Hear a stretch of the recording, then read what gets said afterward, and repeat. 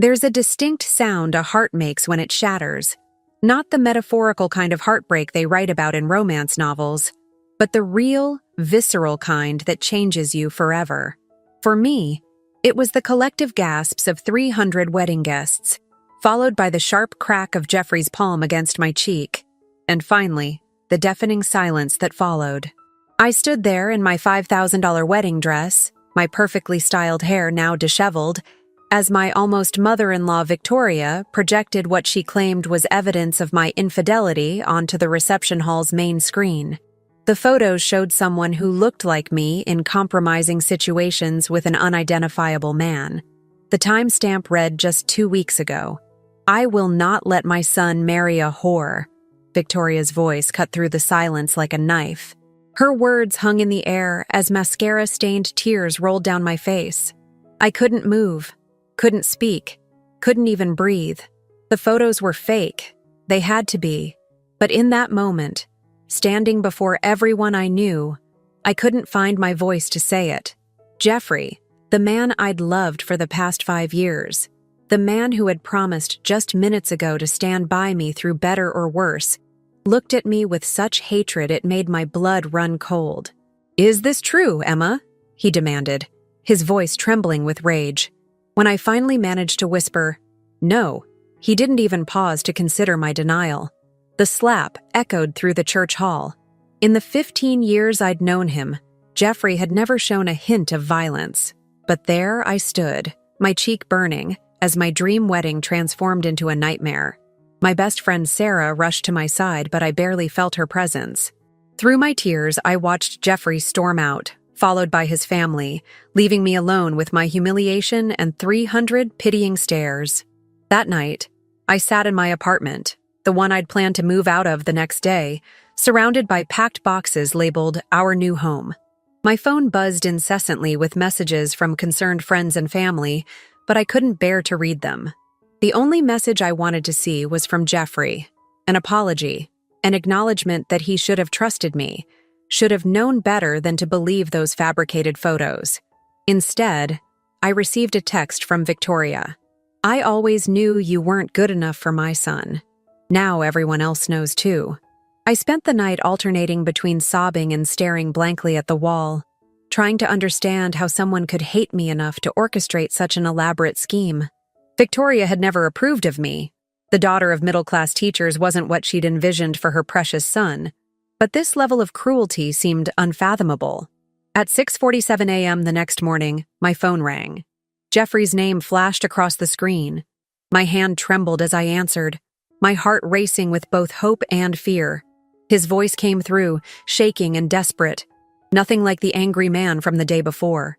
"Emma," he gasped. "I made a terrible mistake. I just found out."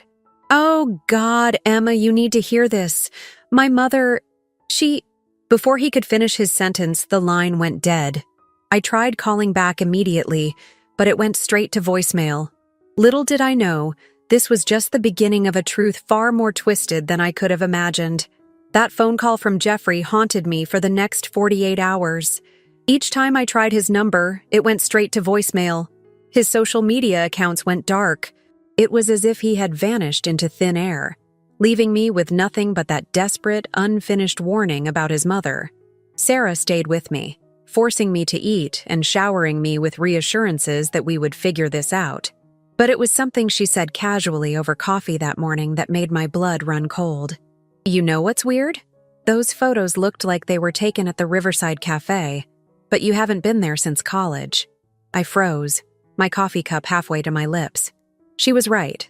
The background in one of the photos had shown the distinctive red awning of the Riverside Cafe, a place I hadn't visited in years. Not since... "Oh my God," I whispered, the realization hitting me like a truck. "Sarah, who do we know that still goes to that cafe every Tuesday?" Sarah's eyes widened as she made the connection. "Lauren, Victoria's assistant." Lauren had worked for Victoria's interior design firm for the past 3 years. She was always friendly to me at family gatherings, almost too friendly, now that I thought about it. And she bore a striking resemblance to me. Same height, similar build, even the same honey blonde hair color.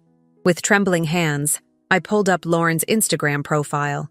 It took only minutes of scrolling to find what I was looking for, a photo from 2 weeks ago, tagged at Riverside Cafe. She was wearing a dress identical to the one in the doctored photos Victoria had shown at the wedding. "We need to talk to her," Sarah declared, already grabbing her car keys. But when we arrived at Victoria's design firm, the receptionist informed us that Lauren had quit unexpectedly the day after my wedding, leaving no forwarding address. Back in my apartment, I began piecing together other strange coincidences. The way Victoria had insisted on handling all the wedding photography arrangements herself.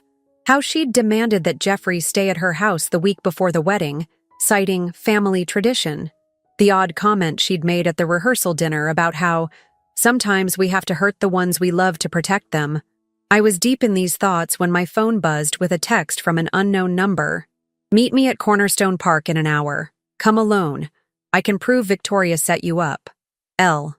Sarah begged me not to go, but I had to know the truth. The park was public enough to be safe, and I made sure to share my location with both Sarah and my sister. As I approached the designated meeting spot, I saw a familiar figure sitting on a bench, her honey blonde hair catching the afternoon sun. Lauren looked different from the polished assistant I knew from family gatherings. Her eyes were red-rimmed, and her hands wouldn't stop shaking as she pulled a manila envelope from her bag. "I'm so sorry, Emma," she began, her voice cracking. "Victoria paid me $50,000 to pose for those photos. She had them professionally edited to make it look like you. But that's not even the worst part." She handed me the envelope. Inside were dozens of documents, bank statements, emails, and what appeared to be medical records. As I read through them, my hands began to shake. "Victoria's been embezzling money from Jeffrey's trust fund for years," Lauren continued. "Millions of dollars, hidden in offshore accounts. She needed to stop the wedding because—" A sharp crack echoed through the park, and Lauren's eyes went wide. Red bloomed across her white blouse, and she slumped forward. I screamed, catching her as she fell. In her last conscious moment, she pressed a small USB drive into my hand and whispered, "Run." I fled the park, my heart pounding in my chest, Lauren's blood still warm on my hands. As I ran, my phone buzzed with a new message from Victoria. "You should have just accepted your fate and walked away. Now you've forced my hand." Somewhere in the city, Jeffrey was still missing, and now I knew why his phone call had been cut short. His mother wasn't just trying to stop a wedding. She was protecting an empire of lies, and I had just become her biggest threat. I spent that night at Sarah's apartment, my hands still trembling hours after washing Lauren's blood off them. The USB drive felt like it was burning a hole in my pocket, but I couldn't bring myself to look at it yet. The image of Lauren slumping forward, her last word urging me to run, kept playing on repeat in my mind. "We need to go to the police," Sarah insisted, pacing her living room. But something held me back. Victoria's last message echoed in my thoughts. "You've forced my hand." If she was capable of orchestrating an elaborate scheme to ruin my wedding and possibly having Lauren shot, what else might she do? "Not yet," I said, my voice steadier than I felt. "First, I need to understand what's on this drive and find Jeffrey. He tried to warn me about something, Sarah. What if he's in danger too?" With shaking hands, I plugged the USB drive into Sarah's laptop. The files were organized meticulously. Lauren had been gathering evidence for months.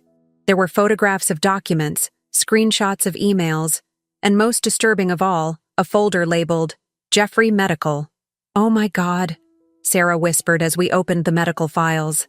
They detailed a series of treatments Jeffrey had been receiving at a private clinic over the past year. Treatments I knew nothing about.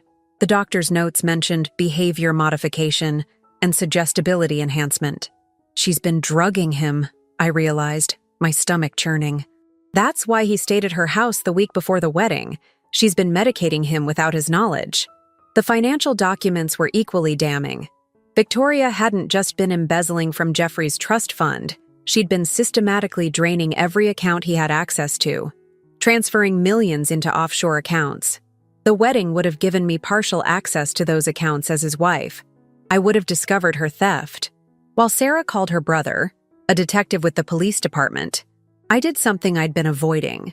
I logged into the wedding planning website where we'd organized everything. Victoria had insisted on handling all the vendor contracts herself, claiming it was her gift to us. Now I knew why. Hidden in the digital paperwork was a trail of her manipulation. She'd hired actors to pose as wedding vendors, ensuring she controlled every aspect of our day. The photographer who'd projected those damning photos, he wasn't really a photographer at all, but a man who'd worked for Victoria's firm years ago. My phone buzzed with a text from an unknown number. Room 412, Metro Hospital. Come alone, he needs you. It's a trap, Sarah warned, but I was already grabbing my coat. Emma, please. Let the police handle this. What if it's Jeffrey? I countered. What if he's hurt? Victoria's been drugging him, Sarah. I can't just… Then I'm coming with you, she insisted. But we're doing this smart. We arrived at Metro Hospital 30 minutes later. Sarah's brother had given us a panic button that would immediately alert nearby patrol cars. My heart pounded as we approached room 412. The door was slightly ajar, and I could hear the steady beep of medical equipment. Inside, Jeffrey lay unconscious in a hospital bed, an IV dripping steadily into his arm.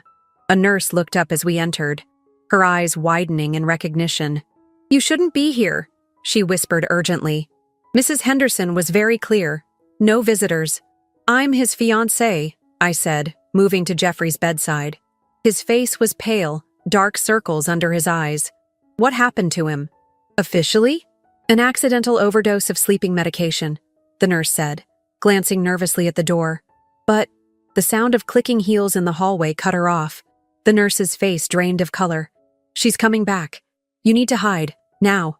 Sarah pulled me into the attached bathroom just as Victoria's voice filled the room. Has anyone been to see him? No, Mrs. Henderson. No visitors, just as you instructed. Good. Increase his dosage. We need to keep him sedated until the papers are signed. But, ma'am, any higher dose could be dangerous. Did I ask for your medical opinion? Do as I say, or you'll regret it. Just like that nosy assistant of mine regretted not keeping her mouth shut. My hand flew to my mouth to stifle a gasp. Through the crack in the bathroom door, I could see Victoria leaning over Jeffrey, stroking his hair with false tenderness. I'm sorry, darling, she murmured, but I can't let that gold-digging tramp ruin everything I've built. Once these papers are signed, transferring everything to my name, you can wake up and start fresh. You'll thank me one day. In the cramped bathroom, tears streamed down my face as I watched the woman who was supposed to be my mother-in-law plotting to destroy her own son's life. But what Victoria didn't know was that her perfectly orchestrated plan had just gained 2 new witnesses. And I wasn't running away this time. Sarah and I waited in that tiny hospital bathroom for what felt like hours until Victoria's heels clicked away down the corridor. As soon as she left, we emerged to find the nurse trembling beside Jeffrey's bed. My name is Rebecca, she whispered, hands shaking as she adjusted Jeffrey's IV.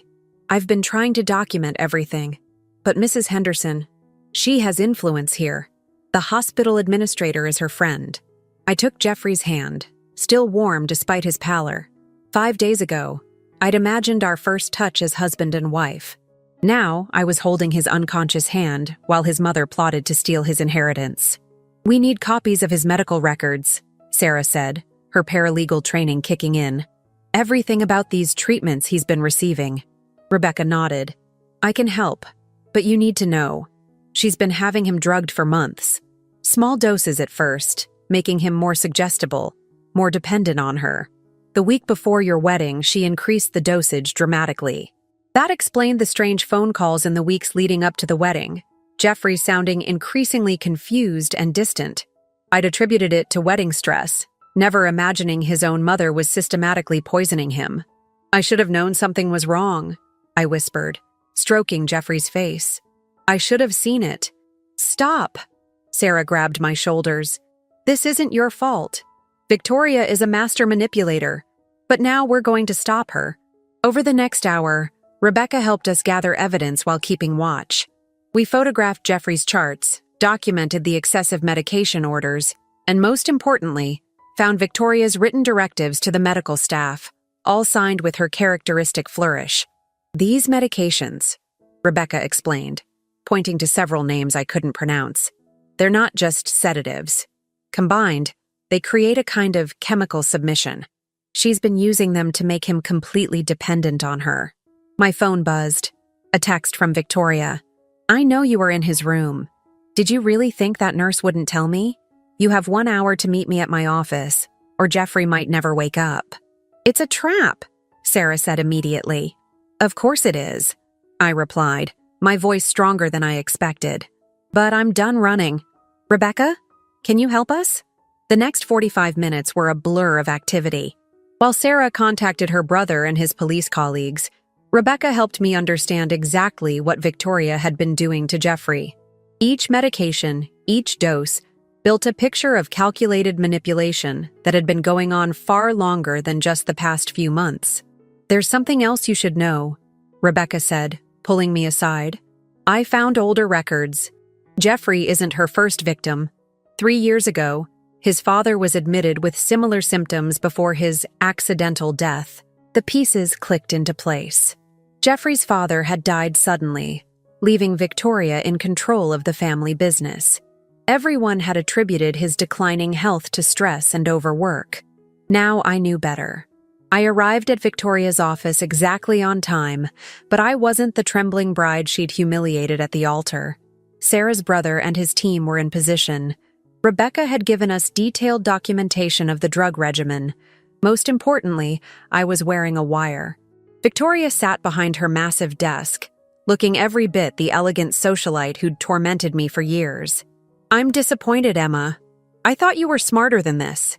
Smart enough to figure out what you did to Jeffrey's father, I replied, watching her perfectly composed face flicker for just a moment. Careful, she said softly. Accusations like that could be dangerous. Just ask Lauren. Is that a confession, Victoria? I kept my voice steady despite my pounding heart. Are you admitting to Lauren's shooting? She laughed, the sound like breaking glass. Oh, darling, I'm admitting to nothing. I'm offering you a deal. Walk away, really away this time. Never contact Jeffrey again. In return, I'll make sure he gets the proper medical care to recover. You mean you'll stop poisoning him? Such an ugly word, she smiled, opening her desk drawer. I protected him from a gold digger like you, just like I protected him from his father's bad business decisions. Everything I've done has been for Jeffrey, including embezzling millions from his trust fund.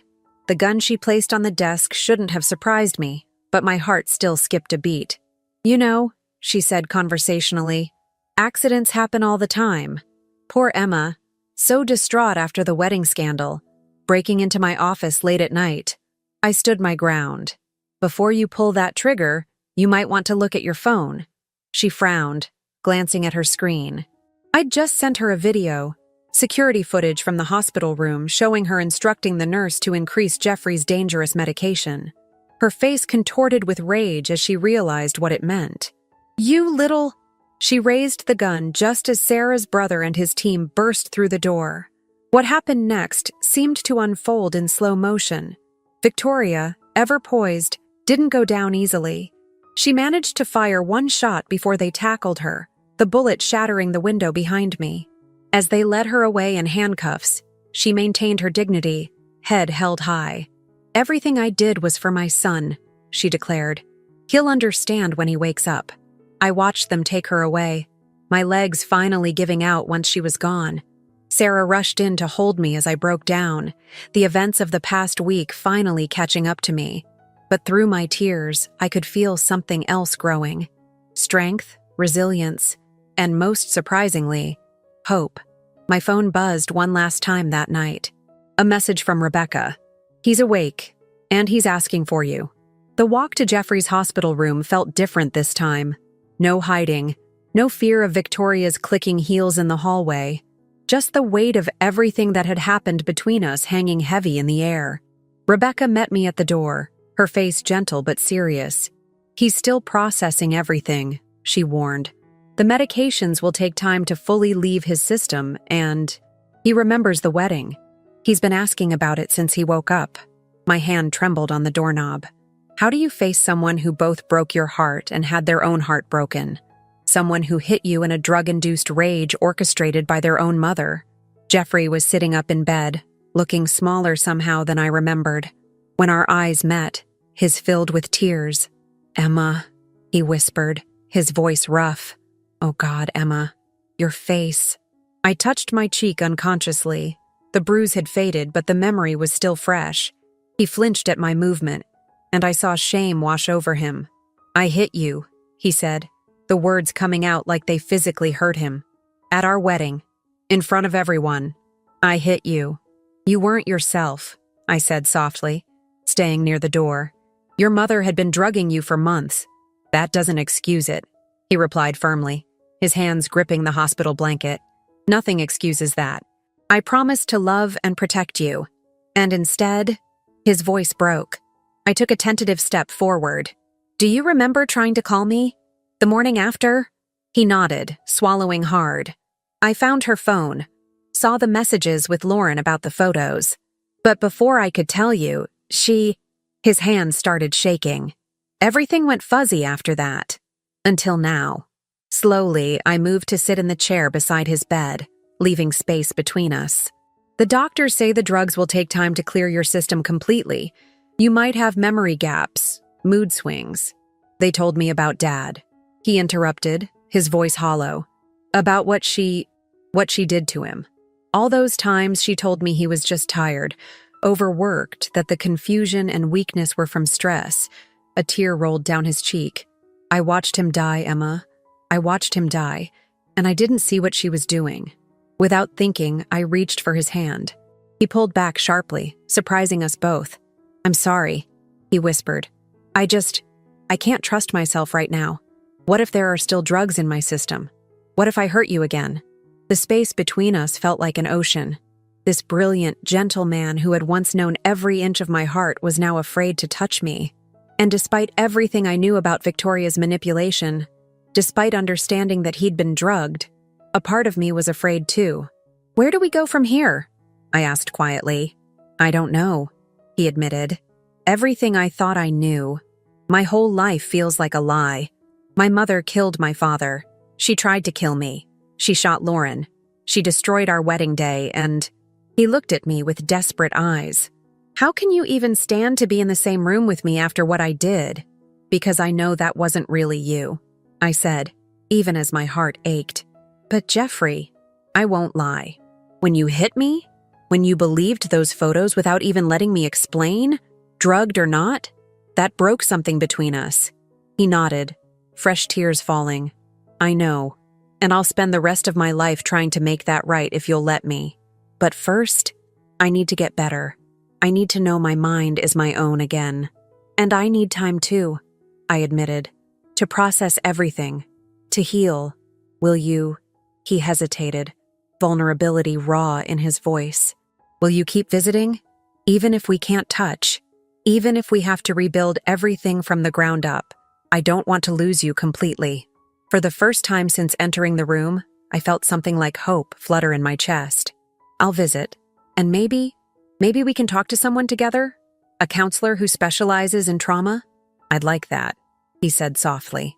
Then, with a bitter laugh, "God, we didn't even get to the for better or worse part of our vows, and we're already dealing with the worst imaginable."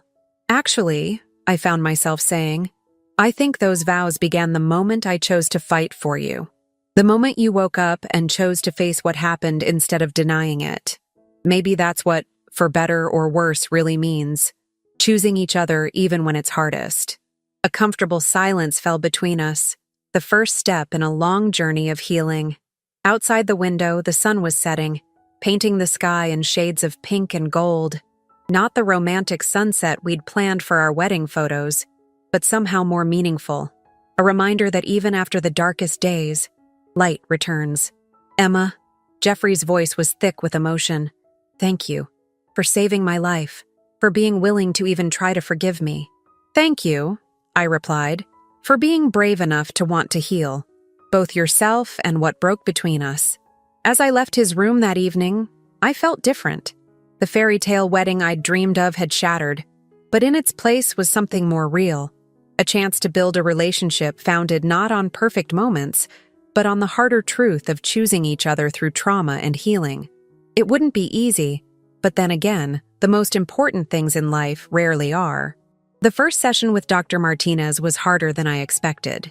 Sitting in her warm, sunlit office, Jeffrey and I occupied opposite ends of the couch. The physical distance between us a stark reminder of our emotional scars. 3 weeks had passed since Victoria's arrest, and while Jeffrey was physically stronger, the psychological wounds were still raw for both of us. "Let's start with why you're here," Dr. Martinez said, her voice gentle but firm. "What do you hope to achieve from these sessions?" I glanced at Jeffrey, who was staring at his hands. The tremors had mostly subsided, but he still struggled with occasional shakiness, a lingering effect of the medication withdrawal. When he didn't speak, I took a deep breath. "I want to understand how to trust again," I said quietly. "Not just Jeffrey, but myself. I keep thinking I should have seen the signs, should have known something was wrong. And I need to learn who I am without her influence," Jeffrey added, his voice rough.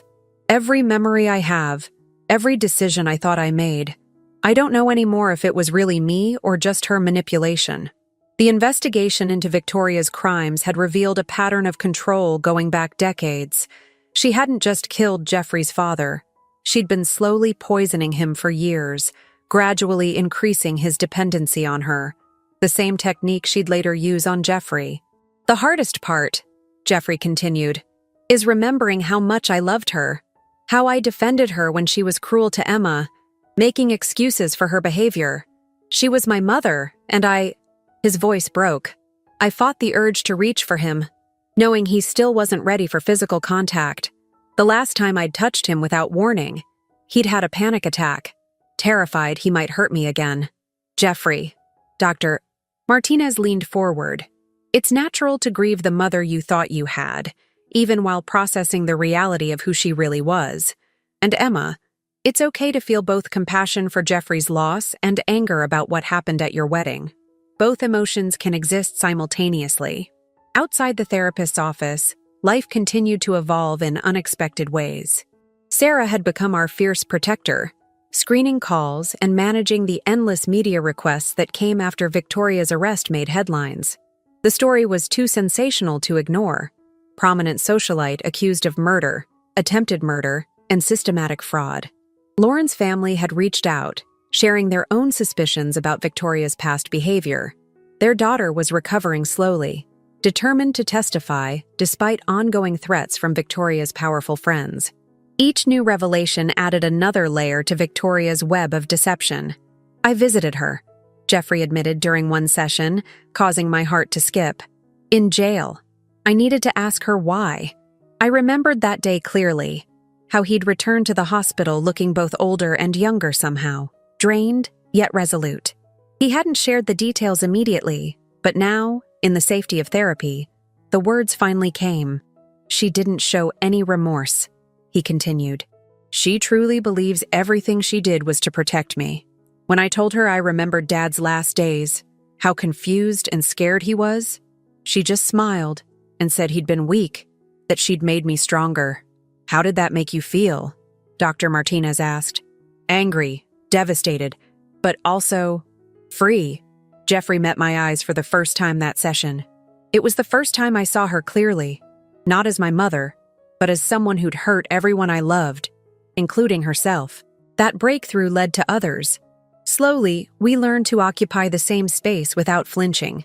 Jeffrey started trauma-informed yoga to reconnect with his body, while I found solace in writing, documenting our story not for the press who constantly hounded us, but for ourselves. The hardest moment came when we finally returned to our unopened wedding gifts. They'd been sitting in Jeffrey's apartment, a shrine to what should have been. Together, with Dr. Martinez's guidance, we decided to donate them to a domestic violence shelter. These gifts represented a beginning we didn't get to have, I explained as we packed the boxes. "Maybe they can help someone else start over."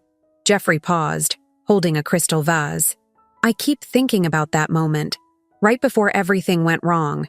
You were walking down the aisle, and you looked like everything I'd ever wanted. Then it all shattered." "Like this?" I asked softly, taking the vase and deliberately letting it fall. It crashed against the floor, breaking into dozens of pieces. He stared at me, startled. "Emma, look closer," I said. kneeling carefully among the shards. See how the light hits each piece differently now? Sometimes things have to break completely before we can build something new. That evening, as we swept up the broken crystal together, our hands brushed accidentally. For the first time since the hospital, Jeffrey didn't pull away. Instead, he let his fingers linger against mine for just a moment. Not a grand romantic gesture, but a tiny step toward healing. "I'm not ready to promise you forever again," he said quietly, "but I'd like to promise you honesty. Every day, every step forward or back, complete honesty." I turned my hand over, letting our palms meet briefly. "I can work with that." As we finished cleaning, I caught our reflection in the window. Two people surrounded by broken pieces, learning slowly how to create something new from the shards of what was lost. Not a fairy tale ending, but perhaps something more valuable. A real beginning, built on truth, healing, and the courage to try again. The courthouse loomed before us, its stone steps crowded with reporters. In 2 days, Victoria's trial would begin, and the media frenzy had reached a fever pitch. Jeffrey stood beside me, close enough that our shoulders almost touched. A small victory that had taken months of therapy to achieve. "You don't have to testify," he said quietly. "The financial evidence is overwhelming. Lauren's testimony alone." "I need to," I interrupted, watching another news van pull up. "Not just for the case, but for me. For us. I need to look her in the eye and speak my truth." 6 months had passed since our demolished wedding day. The woman climbing these courthouse steps for trial preparation was different from the bride who'd had her dreams shattered. Therapy had taught me that strength doesn't always roar. Sometimes it whispers in the quiet moments of choosing to heal. Inside, our lawyer, Maria, waited with a stack of documents. "The defense is pushing hard on Jeffrey's competency during the wedding," she warned. "They're going to claim he was clear-headed when the incident occurred." I felt Jeffrey tense beside me. We'd prepared for this. Victoria's legal team trying to minimize her manipulation of him, to paint the wedding day disaster as a natural reaction to suspected infidelity. What we hadn't prepared for was the video they'd uncovered. "Security footage?" Jeffrey asked, his voice strained as Maria explained. "From your mother's house, the week before the wedding. It shows you and Emma arguing in the driveway. They're planning to use it to suggest there were existing problems, that Emma might have—" "I remember that day," I cut in, the memory crystal clear. "I came to see you because you'd been acting strange, missing appointments. You were confused, agitated. I tried to convince you to see a doctor." Jeffrey closed his eyes, concentrating. "You said something about my pupils being dilated. I got angry, told you to stop mothering me." He laughed bitterly. The irony. That argument had been our first real fight in 5 years together. Now we knew why. Victoria had been increasing his medication, making him paranoid and susceptible to her suggestions. The same drugs that would later make him believe those fabricated photos without question. "Use it," Jeffrey said suddenly. "Show the whole video. My behavior, my confusion. It proves what she was doing to me." Maria nodded approvingly. "That's exactly what I was thinking. But Jeffrey, you need to be prepared. Watching yourself under her influence will be hell," he finished. "But I'm done hiding from what happened. All of it." Later that evening, in our favorite coffee shop, neutral territory, as Dr. Martinez called it, we discussed the upcoming trial. The barista, Jenny, brought our usual orders without asking. She'd witnessed our slow progression over the months, from sitting at separate tables, to sharing a table but not looking at each other, to now, where we could maintain eye contact and even share the occasional smile. "I've been thinking," Jeffrey said, turning his cup slowly, "about what you said in therapy last week, about rebuilding from the ground up." I waited, giving him space to find his words. Another lesson from therapy, patience with each other's process. "The foundation was good," he continued. "Everything we built before she poisoned it, our friendship, our trust, the way we could talk about anything, I miss that most of all." "Me too," I admitted. "Sometimes I catch myself wanting to tell you about my day, share a joke, just be us again." "Maybe we can start there," he suggested. "Not with romance or promises, but with friendship." Real friendship, based on who we are now, not who we were before. A warm feeling spread through my chest, not the passionate love of our engagement days, but something steadier, more grounded. I'd like that. There's something else, he said, reaching into his bag. I've been writing, trying to make sense of everything. The doctors suggested it might help with the memory gaps. He pulled out a notebook, worn and obviously well used. Would you want to read it? It's not pretty, but it's honest. The trust in this gesture nearly took my breath away. Jeffrey had been struggling to articulate his experience, often getting frustrated when memories wouldn't come clear. This notebook represented his private battle with the truth. Are you sure? He nodded, sliding it across the table. We said honesty, right? This is me being honest about the darkest parts. The shame, the anger, the confusion. It's all in there. Including, his voice caught, including how much I hate myself for hurting you. I reached for the notebook and simultaneously his hand. For the first time since the hospital, he didn't pull away. Our fingers intertwined, trembling slightly, but holding on. Thank you, I whispered, meaning so much more than just the notebook. A camera flash from outside the coffee shop window reminded us we weren't alone in our bubble. The trial would thrust our story into the spotlight again, force us to relive the trauma for public consumption. But sitting there, hands joined over a beaten notebook full of painful truths, I felt stronger than ever. Whatever happens in court, I said, squeezing his hand gently, we face it together. Not as a couple, not yet, but as two people choosing to help each other heal. Jeffrey smiled, a real smile, reaching his eyes. Together, he agreed. Then, with a hint of his old humor, think the barista would mind if we practiced maintaining eye contact for a while longer? I laughed, the sound surprising us both with its authenticity. Outside, reporters might be waiting. Victoria's trial loomed ahead. But in that moment, we were just Jeffrey and Emma, finding our way back to each other one small truth at a time. The courtroom fell silent as I took the witness stand. Victoria sat at the defense table, immaculate as always in a perfectly tailored suit, her expression a mask of maternal concern. Only now could I see through it. The subtle manipulation in her eyes, the calculated tilt of her head that said, "Poor, confused dear," without speaking a word. Please state your name for the record, the prosecutor began. Emma Catherine Mitchell. And how do you know the defendant? I looked directly at Victoria. She was supposed to be my mother-in-law. Instead, she drugged her son, destroyed our wedding, and tried to kill me. The next 2 hours were both exhausting and liberating. I detailed everything, the years of subtle undermining, the wedding day humiliation, the discovery of her schemes, and the shooting at her office. Victoria's lawyer tried to paint me as a gold digger, suggesting I'd fabricated evidence after being rightfully rejected by Jeffrey. Ms.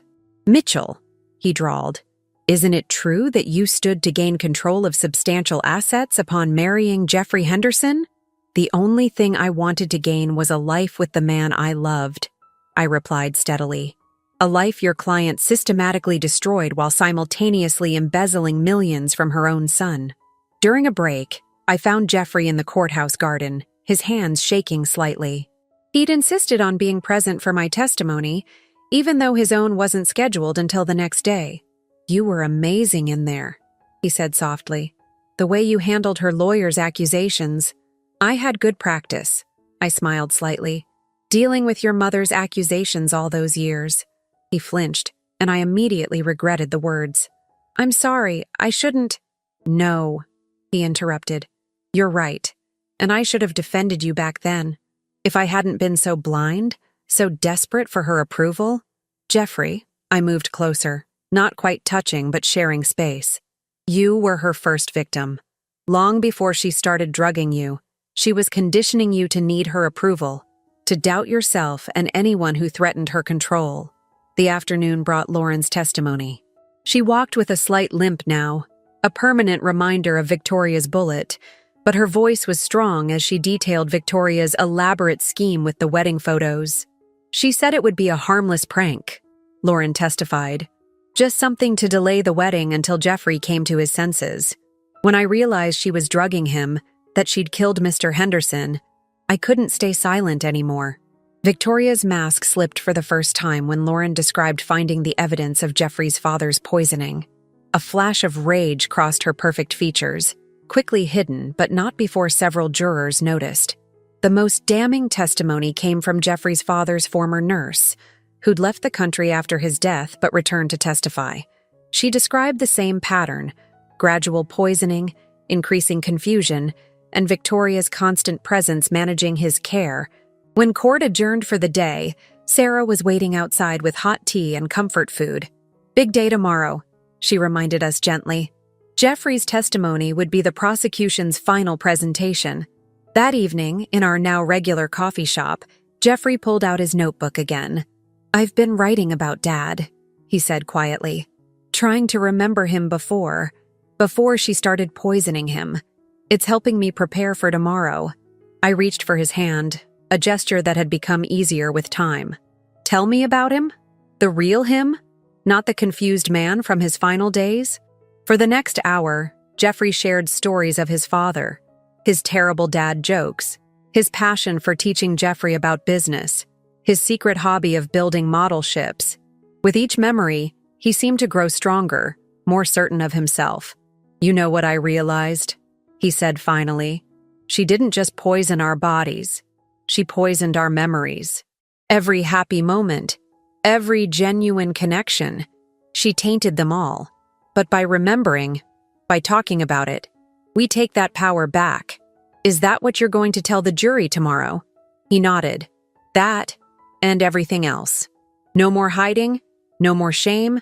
They need to understand this wasn't just about money or control. It was about breaking people's spirits, making them doubt their own minds." We stayed until closing time, Jeffrey practicing his testimony while I listened. Jenny, our faithful barista, kept the coffee coming without comment, understanding this was part of our healing ritual.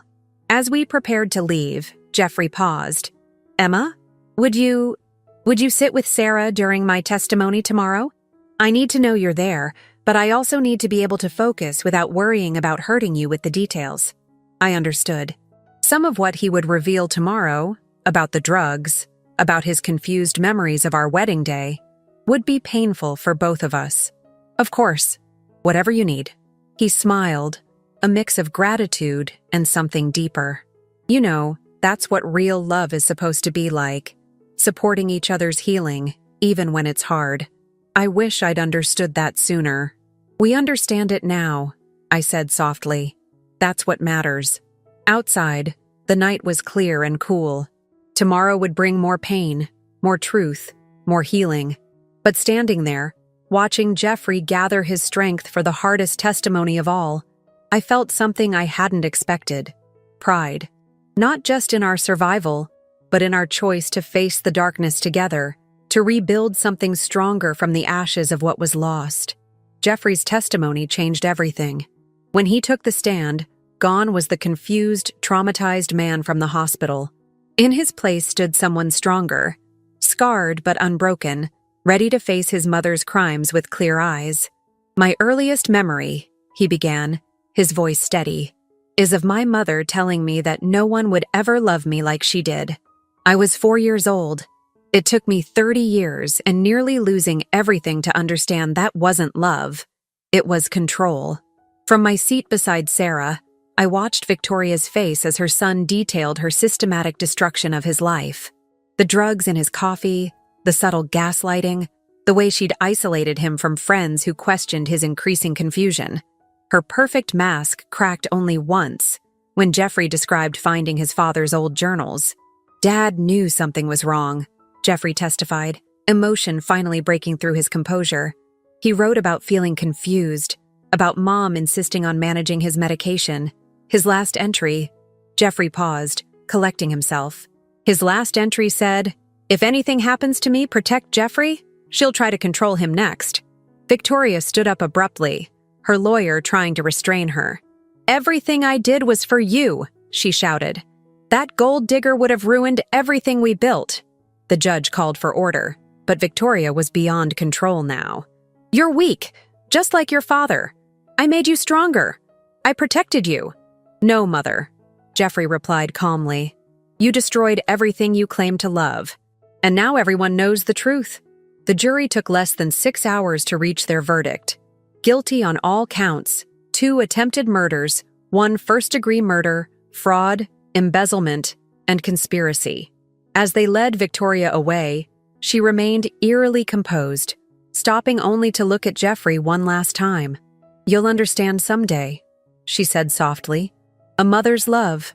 That wasn't love, Jeffrey interrupted. I know what real love is now. It's freedom, not control.